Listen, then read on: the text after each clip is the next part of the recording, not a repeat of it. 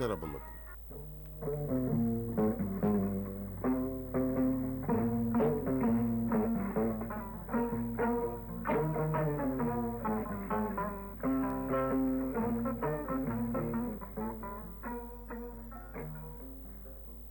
Le journal. Oumar Moussa Traoré. Mercredi 12 février 2025, bonjour et bienvenue. Ciel dégagé sur Bamako, le mercure, où il devrait faire plus chaud aujourd'hui, 40 degrés comme température maximale au cours de la journée. Le mercure, lui, ne devrait pas descendre sous la barre des 24 degrés affichés en ce moment. À la une de l'actualité de ce matin, la diplomatie était véritablement à l'honneur hier dans notre pays. À Koulouba, le chef de l'État a reçu les vœux du corps diplomatique et des organisations internationales.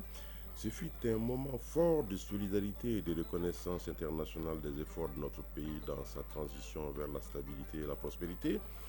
Dans le même temps, c'est un véritable ballet diplomatique qui se déroulait à la primature où le chef du gouvernement a reçu successivement les ambassadeurs du Royaume du Maroc, de l'Égypte, de la Turquie et la République bolivarienne du Venezuela.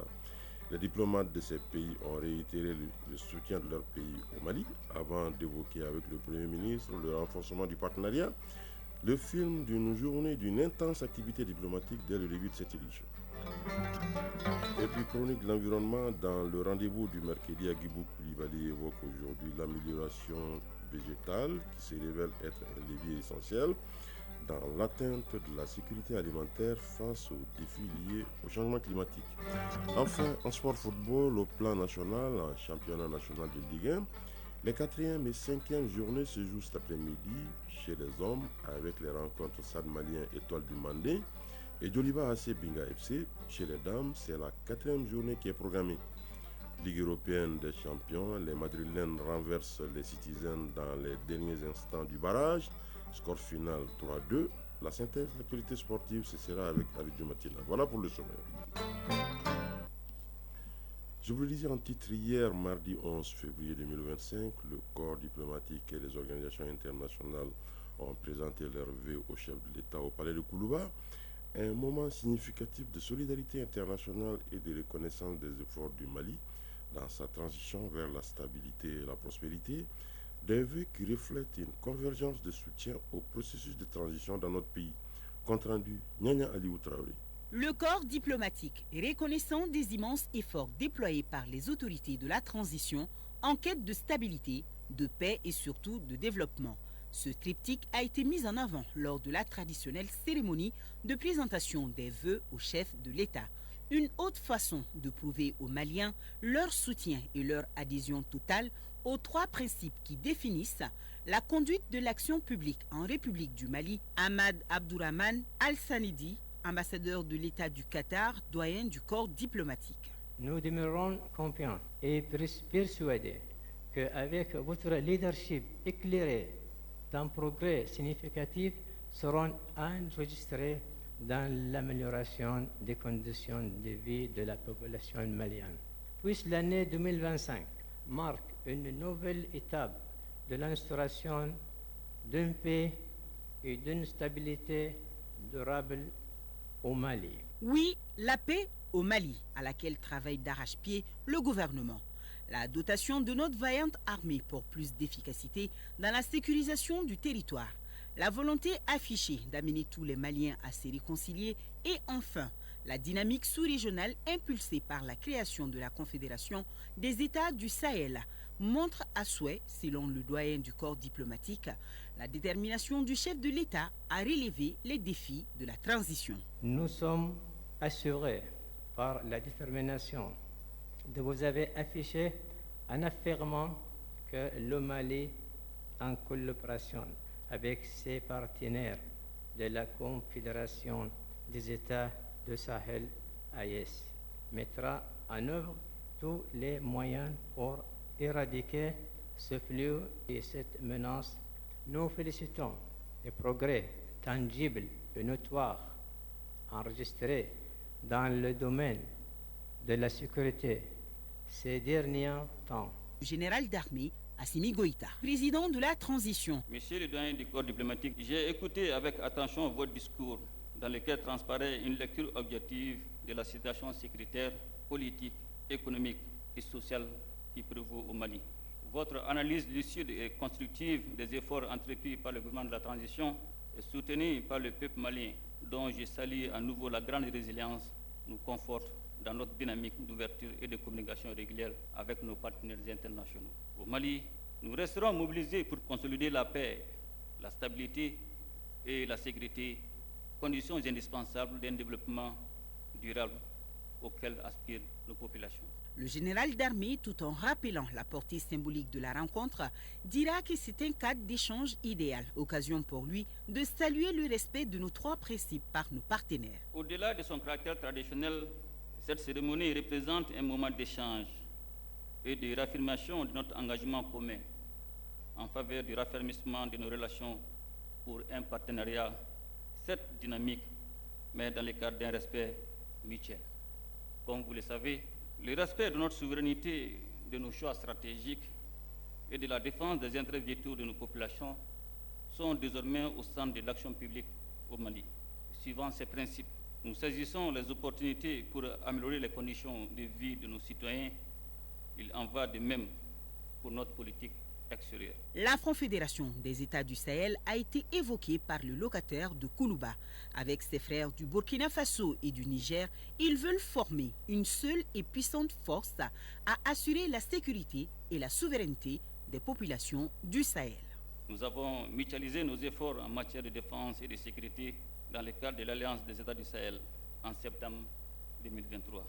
Ce mécanisme de défense collective et d'assistance mutuelle a produit des résultats à hauteur de souhait.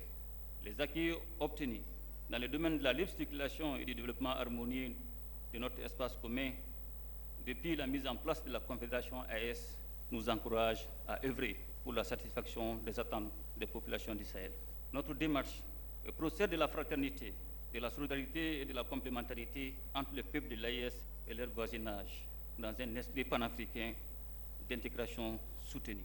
En retour, le président de la transition a adressé ses vœux de réussite et de succès pour les différentes missions diplomatiques dans un Mali prospère. Il a salué la résilience des Maliens face aux épreuves que le pays traverse. Il s'est incliné devant la mémoire de toutes les victimes du terrorisme. Des mots de compassion prononcés également par le doyen du corps diplomatique à la fin de son discours en faisant référence aux récentes attaques survenues notamment sur l'axe routier Gao-Ansongo. Autre rencontre diplomatique avec ce carnet d'audience du Premier ministre, ministre de l'administration territoriale et de la décentralisation très fourni. Le général de division Abdoulaye Maïga a successivement reçu hier en audience les ambassadeurs du Royaume du Maroc, de l'Égypte, de la Turquie et de la République bolivarienne du Venezuela. Ces différents diplomates ont mis cette visite de courtoisie à profit pour réitérer le soutien de leur pays aux autorités de la transition, avant d'évoquer avec le chef du gouvernement plusieurs domaines de coopération avec notre pays, comme l'énergie, la défense, la sécurité et le développement. Le compte-rendu de ces audiences avec Mamadi Koné et Ali Touré. C'est un véritable ballet diplomatique à la primature et c'est l'ambassadeur du Royaume du Maroc au Mali, Driss Isbayen, qui ouvre le bal des audiences du jour. Le Royaume du Maroc et le Mali entretiennent d'excellentes relations historiques, fraternelles et amicales. C'est tout simplement une coopération stratégique au beau fixe pour le plus grand bonheur des deux pays. L'ambassadeur du Maroc est suivi par celui de la Turquie au Mali et fait Ceylan. Ces pays développent de bonnes relations avec le Mali dans les domaines militaires, économiques et culturels. Troisième diplomate reçu par le général de division Abdoulaye Maïga, l'ambassadeur d'Égypte au Mali Mohamed El Gamal. Le Mali et l'Égypte affichent une volonté réelle de renforcer leur coopération dans divers domaines, notamment la politique, l'économie, le commerce et le développement. C'est l'ambassadeur de la République bolivarienne du Venezuela, Elio Francisco Colmenares Goyo, qui est la dernière personnalité à être reçue par le Premier ministre. La République bolivarienne du Venezuela et la République du Mali ont des relations diplomatiques depuis 1976. Ces différents diplomates sont porteurs de messages de félicitations au Premier ministre ainsi que de propositions de renforcement des relations bilatérales. Le cadre est mis à profit pour évoquer plusieurs domaines de coopération, notamment l'énergie, la défense, la sécurité, la santé, le partage d'expériences et le développement économique. Les visiteurs du jour ont salué la grande ouverture des autorités de la transition. Les différents entretiens ont été l'occasion d'explorer des pistes de collaboration au sein de la Confédération AES. Les 4 ambassadeurs ont tous réitéré leur soutien aux autorités de la transition. En réponse, le Premier ministre s'est réjoui de la coopération stratégique avec le Maroc, l'Égypte, la Turquie et le Venezuela. Le général de division Abdoulaye Maïga a surtout salué la position constante et la franche collaboration de ces pays avec le Mali, notamment sur le plan militaire. Tout autre chose à présent pour parler de l'ouverture hier à Bamako de l'atelier sur l'examen et la validation de deux importants documents au compte du développement social. Il s'agit du document relatif au plan de développement et d'extension du registre social unifié et du questionnaire réservé. C'est une initiative de la Direction nationale de la protection sociale et de l'économie solidaire en partenariat avec le Programme alimentaire mondial. Le compte-rendu de l'ouverture des travaux, c'est avec Koumba Sissi. Améliorer le contenu du plan de développement et d'extension du registre social unifié et du questionnaire réservé, voilà tout le sens de cet atelier de 4 jours réunissant les acteurs de différentes structures. Ces deux documents sont des outils de référence pour le gouvernement et ses partenaires pour prendre en compte les préoccupations des milliers de personnes qui ont besoin d'assistance sociale. Adama Djamoutene, conseiller technique au ministère de la Santé et du Développement social. Le registre social unifié est désormais considéré comme la porte d'entrée privilégiée de toutes les initiatives de protection sociale au Mali. Il est aussi un système ouvert, interopérable, avec d'autres bases de données nationales sur l'état des personnes. Le registre social unifié dispose d'une application mobile pour la collecte des données sur les ménages. Il garantit la protection des données à caractère personnel des ménages enregistrés à son sein. La Direction nationale de la protection sociale et de l'économie solidaire n'est pas seule dans cette démarche.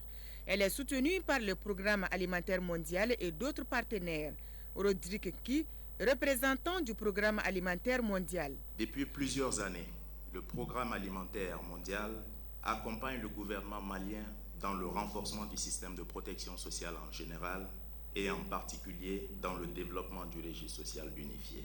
Cet appui s'est traduit, entre autres, au cours de ces dernières années, par la collecte de données exhaustives d'environ 150 000 ménages répartis dans plus de 40 communes.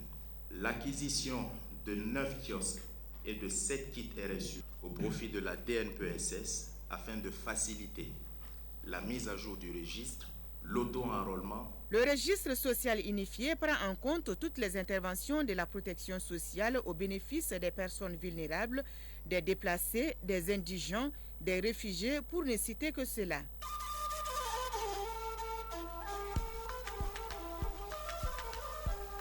AES Actualité.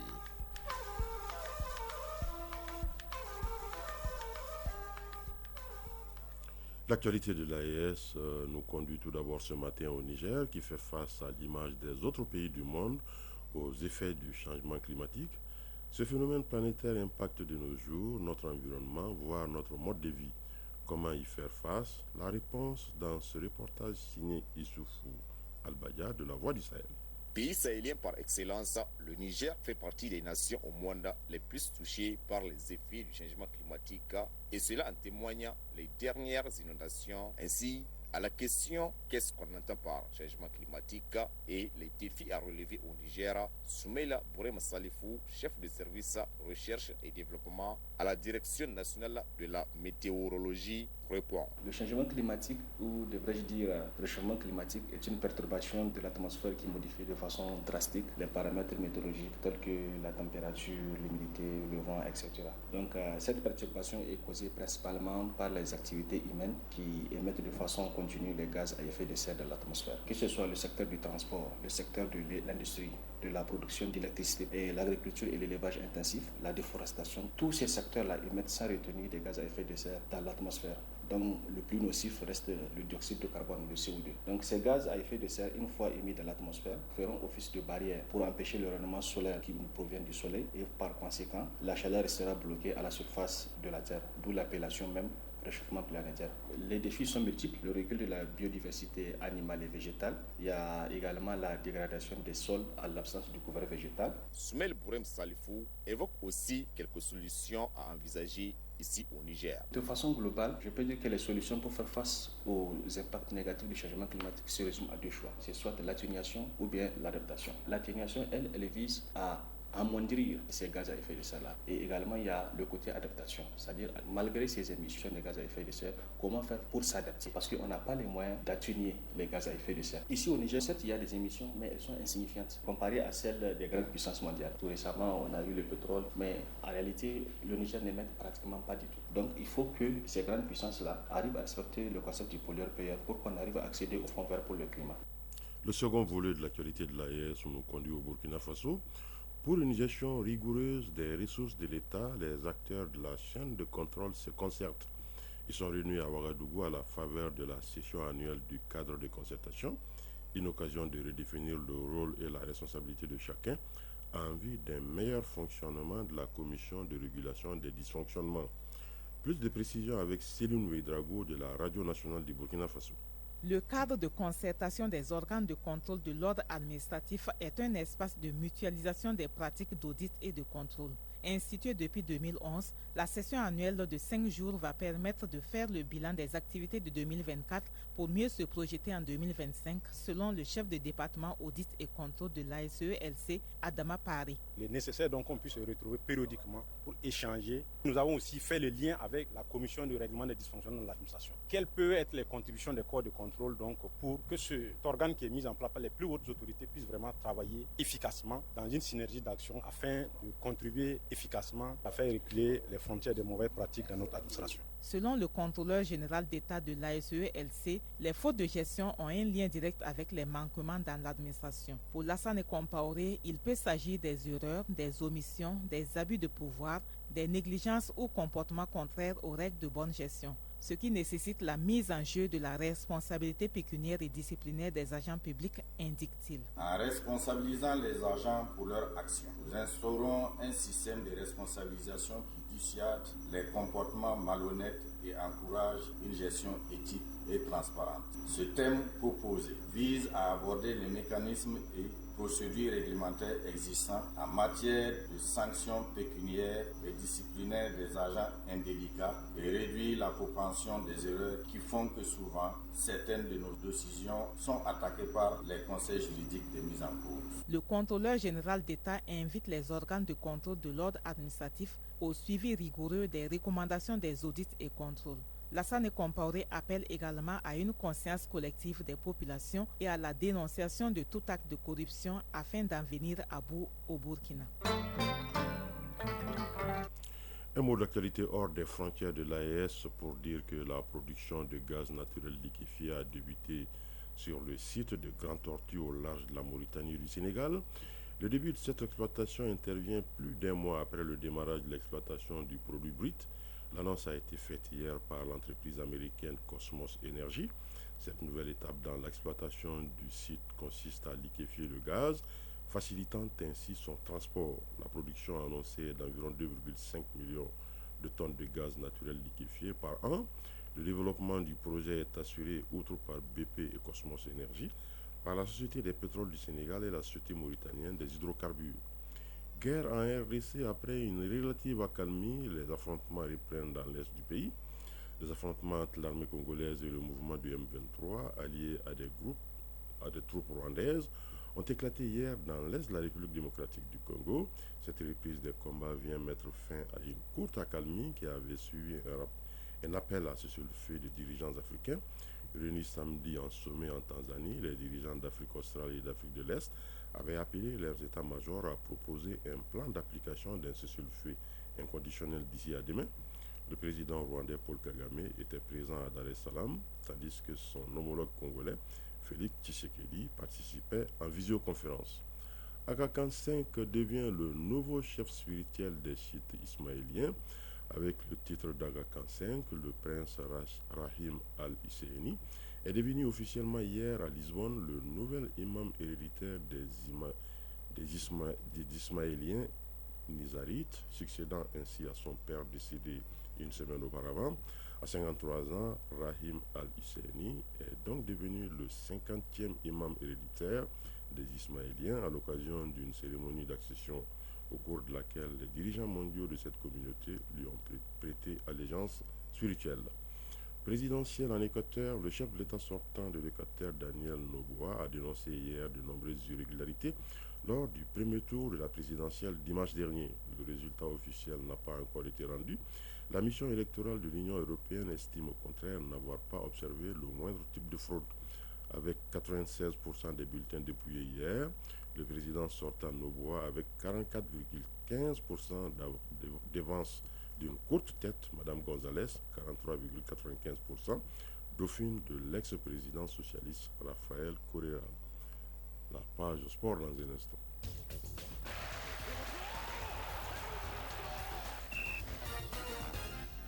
Il sera essentiellement question de football dans cette page de sport, compétitions européennes. Les barrages allés de la Ligue des Champions ont débuté hier et s'achèvent ce mercredi. Dans la rencontre choc, le Real Madrid s'impose 3-2 face à Manchester City. Sur le continent, la CAF a procédé à la composition des chapeaux pour la CAN des moins de 20 ans, prévue en Côte d'Ivoire. Au plan national, il y aura aujourd'hui la 4e journée du championnat féminin et également les rencontres en retard des 4e et 5e journées chez les hommes. La synthèse de l'actualité sportive, c'est avec Aridjou Matina. Décidément, pas de repos pour les deux cadors du football malien, le Stade malien de Bamako et le Djoliba Athletic Club, qui seront sur la pelouse ce mercredi dans le cadre du championnat national. Ainsi, au compte du match en retard de la 4e journée, le Stade malien de Bamako affronte cet après-midi à 16h au Stade Mamadou Konaté les Étoiles du Mandé qui occupent la dernière place du classement avec 9 points. Juste après cette affiche, il y aura Djoliba Athletic Club Binga FC, comptant pour la 5e journée en retard. Les Rouges de Bamako, en cas de victoire, prendront provisoirement la tête du championnat national. S'agissant du championnat national féminin, il sera à l'honneur aujourd'hui à la faveur de la 4e journée. 4 affiches sont prévues. À Sikasso, AS Momo reçoit les Amazones de la commune 5.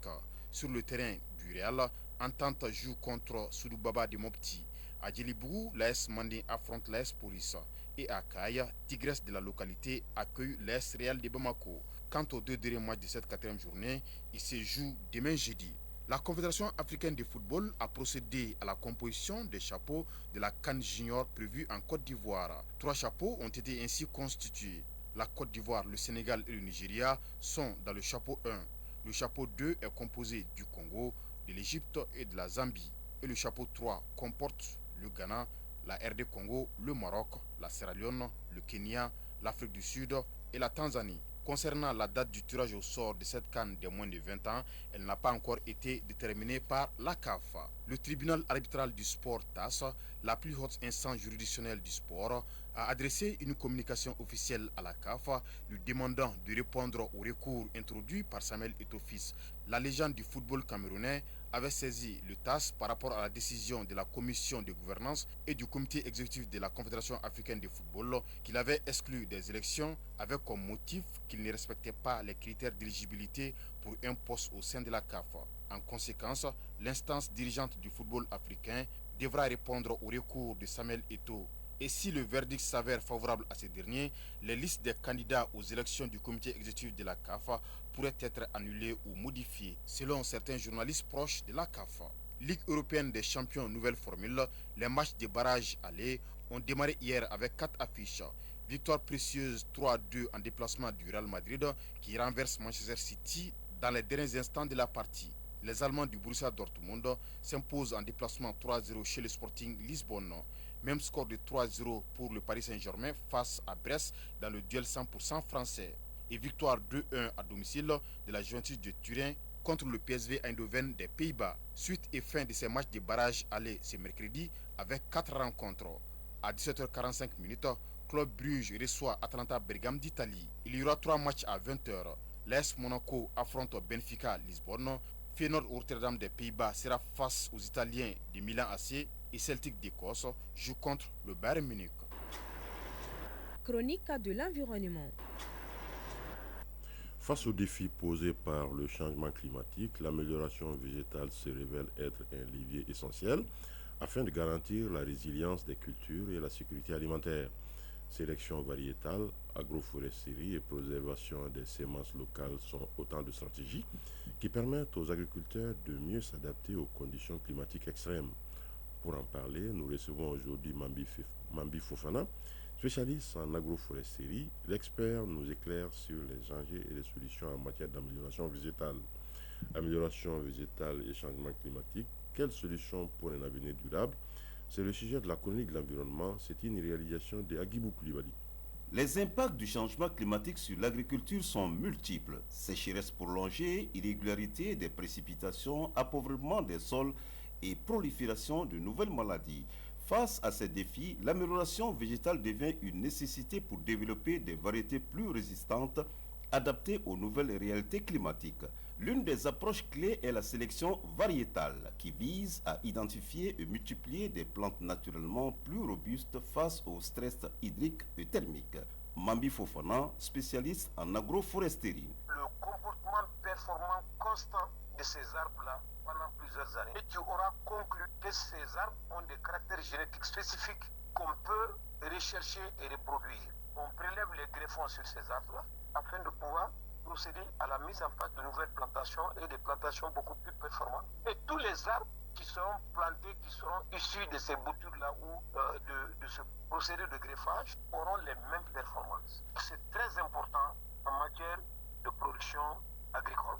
On peut produire quand la pluie est au rendez-vous. Mais si la pluie n'est pas au rendez-vous, les qualités du sol sont médiocres. On ne peut pas produire. Mais quand vous plantez des arbres, vous allez produire bon an, mal an, parce que les arbres sont moins sensibles à la situation climatique annuelle que les cultures annuelles. Donc l'agriculture de plantation est très très importante. Pour Mambi Fofana, il est essentiel de valoriser les connaissances locales et les semences paysannes.